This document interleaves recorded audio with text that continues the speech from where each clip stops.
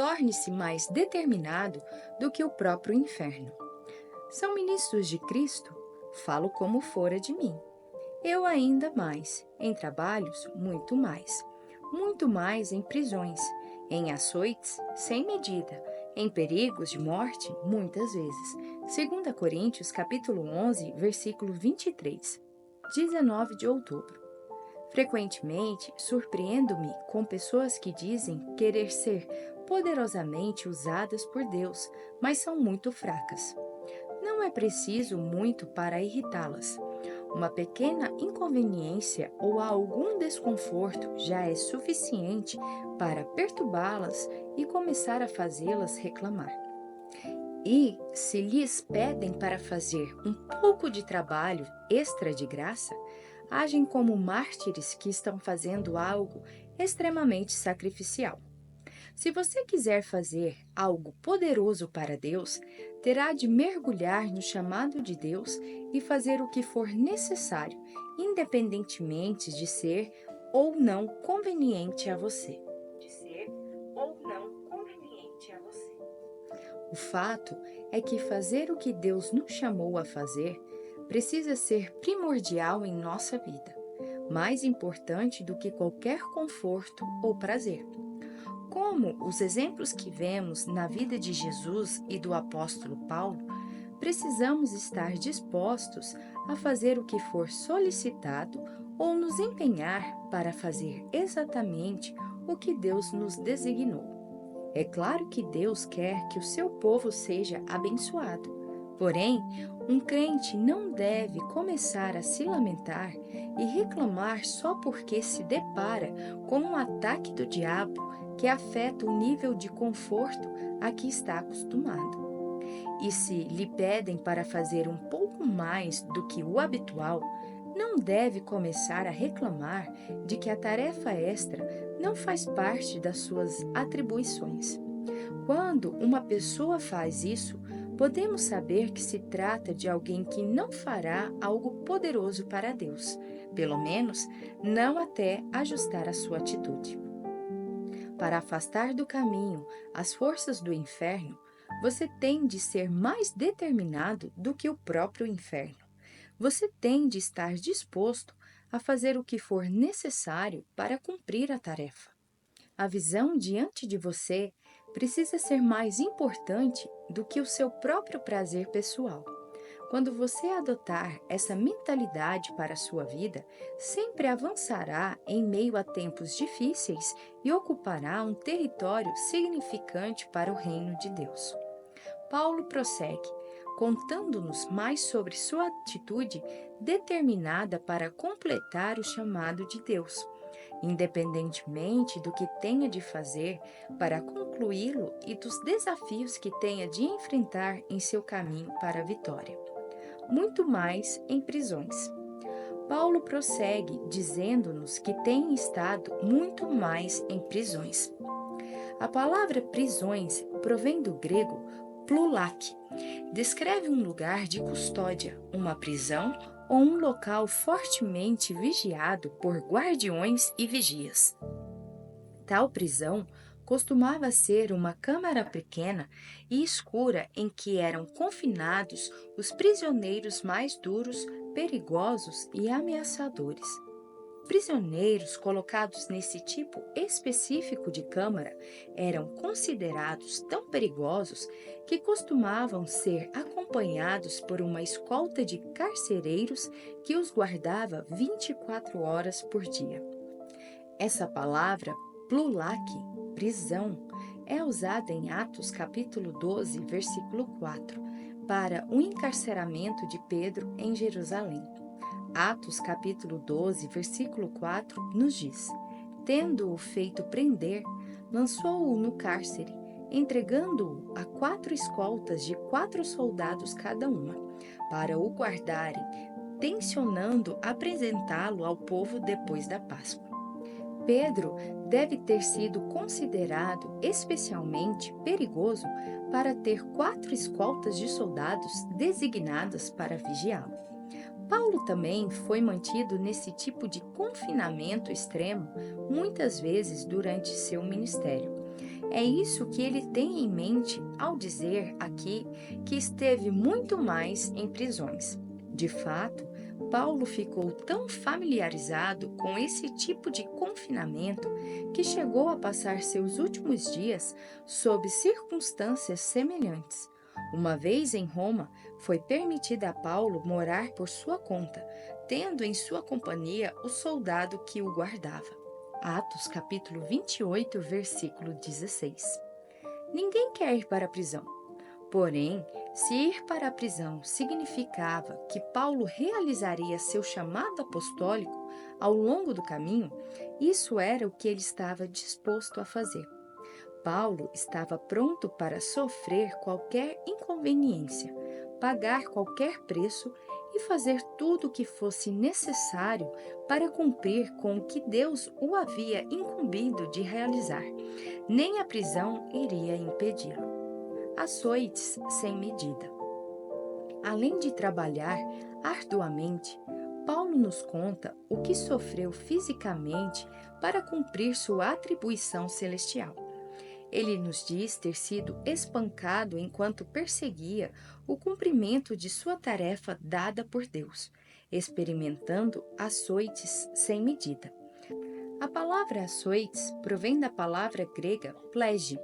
Significa atingir, bater, ferir ou bater violentamente. Há muitos exemplos dessa palavra no Novo Testamento.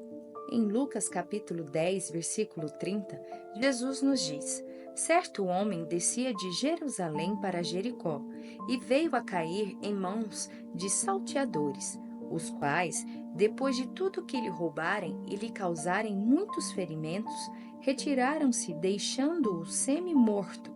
A palavra ferimentos vem do grego plege. Perceba que os ferimentos do homem foram tão devastadores que, ao partir, os ladrões presumiram que ele estava morto. Aqueles eram ferimentos mortais.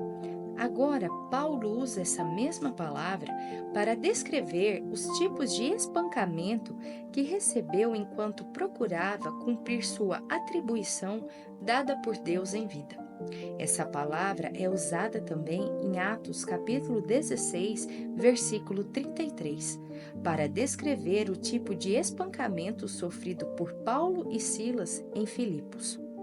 Após o poder de Deus fazer tremer as muralhas da prisão e libertar Paulo e Silas, o carcereiro foi até eles para perguntar como ser salvo. Atos capítulo 16, versículo 33, nos diz que, após ser salvo, o carcereiro, naquela mesma hora da noite, cuidando deles, lavou-lhes os vergões dos açoites. Essa palavra açoites é a mesma palavra grega plege. Vemos aqui um exemplo dos espancamentos sofridos por Paulo. Porém, esse incidente em Filipos foi apenas um exemplo de Paulo ser fisicamente atacado por opositores do Evangelho. Em 2 Coríntios, capítulo 11, versículo 23, ele prossegue, dizendo que sofreu esses açoites sem medida. As palavras sem medida provêm de uperbalo. É compostas das palavras upar e balo. Upper significa acima e além do normal. Balo significa lançar. Quando essas duas palavras são unidas, retratam uma imagem muito poderosa. Imagine um arqueiro que leva seu arco e suas flechas ao campo para a prática de tiro ao alvo. Ele aponta a flecha para o centro do alvo, retesa o arco e atira a flecha. Porém, erra o alvo porque a flecha passa muito acima ou excessivamente longe dele. A flecha voa muito além do alcance de qualquer coisa considerada normal. Isso retrata o significado da palavra grega uperbalo. O uso dessa palavra por Paulo nos diz que ele foi espancado muito além da extensão do que poderíamos começar a imaginar. A palavra uperbalo descreve a frequência e a intensidade de seus espancamentos. As surras recebidas por Paulo ocorriam com frequência. Eram atos de brutalidade cruéis, severos e impiedosos. O que os inimigos de Paulo fizeram ao seu corpo foi muito além do limite. Porém, Paulo nunca permitiu que até mesmo esses atos de brutalidade física afetassem seu compromisso com a tarefa que Deus lhe dera. Você precisa ser mais determinado do que as forças que tentarão se opor a você. Caso contrário, não será necessária muita pressão para você dizer: "Isso é difícil demais", ou "Eu não entendi quão difícil isso seria". Você começará a mentalmente fazer as malas para poder voltar a um território mais confortável, onde se espera menos de você. De modo algum estou lhe desejando sofrimentos ou tempos difíceis, porém, oro para que você se decida a ser mais duro do que qualquer coisa que o diabo tentar lançar em sua direção. Somente em sua carne você não é suficientemente forte para resistir aos ataques do diabo. Porém, com o poder do Espírito Santo, você é capaz de resistir, opor-se e rechaçar tudo que o diabo tentará fazer a você, sua família, negócio, igreja ou ministério. Não é tempo de você decidir agarrar-se ao chamado de Deus em sua vida e seguir em frente no poder do Espírito Santo? Perigos de morte, muitas vezes. Além dos espancamentos e prisões que sofreu, Paulo diz também ter estado em perigos de morte muitas vezes. A palavra morte provém do grego thanatos.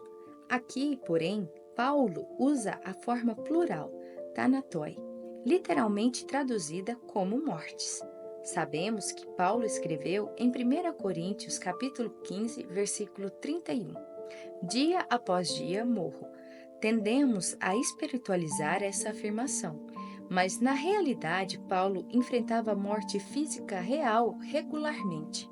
Ao escrever dia após dia morro, ele realmente quis dizer: sou constantemente confrontado com a perspectiva da morte. Paulo enfrentava a morte com tanta frequência que aprendeu a enfrentá-la bravamente. Em Romanos capítulo 14, versículo 8, ele escreveu: se morrermos, para o Senhor morremos. Em 1 Coríntios capítulo 15, versículo 25, vemos que ele aprendeu a meditar sobre vitória em vez de mortalidade e fatalidade. Onde está, ó morte, a tua vitória? Onde está, ó morte, o teu aguilhão? Esses não são versos simbólicos sobre a morte. São os pensamentos de um homem que enfrentava a perspectiva da morte quase diariamente. Paulo nunca procurou viver sob essa constante ameaça de assassinato ou execução. Essa foi apenas uma parte da jornada para chegar aonde ele precisava ir. Porém, em vez de fugir e se esconder do perigo iminente, ele o enfrentava com bravura e continuava avançando para fazer o que foi chamado a fazer. Se Paulo tivesse sido menos comprometido, seriam necessárias apenas algumas dessas experiências difíceis para eliminá-lo da corrida. Porém, por estar totalmente determinado a levar a cabo a tarefa que o céu lhe havia atribuído, ele foi além de cada um daqueles ataques e, no fim da sua vida, foi capaz de dizer: completei a carreira. 2 Timóteo capítulo 4, versículo 7. O Espírito Santo que capacitou o apóstolo Paulo a superar cada uma dessas situações é o mesmo Espírito Santo que está disponível para ajudá-lo. Você nunca tem de ser uma vítima derrotada. Se escolher tirar vantagem do poder que lhe está disponível, o Espírito de Deus irá energizá-lo e levá-lo a um lugar de vitória sobre qualquer obstáculo que o diabo tentar lançar no seu caminho. Nunca se esqueça de que o poder da ressurreição reside em você. Ver Romanos capítulo 8, versículo 11. Se você se render a esse poder, ele será vivificado sobrenaturalmente para vencer sempre. Por isso, abra seus braços de fé e abrace o poder do Espírito para vencer cada ataque que o diabo tentou orquestrar contra você. Se você abraçar esse poder, ele irá inundá-lo com tudo de que você necessita para sobreviver e ter um glorioso sucesso em sua tarefa. Tome a decisão de deixá-lo começar a fluir hoje. Ouça esta oração e veja se ela se encaixa em sua vida. Senhor, eu te agradeço porque, por teu Espírito viver em mim, tenho tudo de que necessito para superar qualquer ataque que o diabo quiser tentar orquestrar contra mim. Em virtude de o teu poder da ressurreição residir em mim, eu sou mais forte do que o diabo. Sou mais forte do que qualquer problema e posso sobreviver a qualquer período de dificuldade. Não é uma questão de se eu vencerei, e sim de quando obterei a vitória. Eu te agradeço por me dares o poder do Espírito Santo para sobreviver a todo ataque e para persistir até ter realizado o que tu me pediste para fazer. Assim eu oro em nome de Jesus. Para refletir. Houve um tempo em seu passado em que você se sentiu extremamente fraco, mas então, repentinamente, o Espírito de Deus o despertou com tanta energia divina que você se tornou sobrenaturalmente forte para superar um desafio difícil em sua vida? Em caso afirmativo, qual foi essa ocasião em que o poder divino o inundou tão fortemente? Você é capaz de verbalizar as mudanças que ocorreram em você quando o poder de Deus lhe transmitiu uma nova força? Houve mudanças imediatas nas suas atitudes? Isso impactou a sua capacidade de perseverar? De que maneira aquela situação difícil foi resolvida como resultado do fortalecimento sobrenatural que você experimentou? Curte, comenta e compartilha. E até o próximo devocional.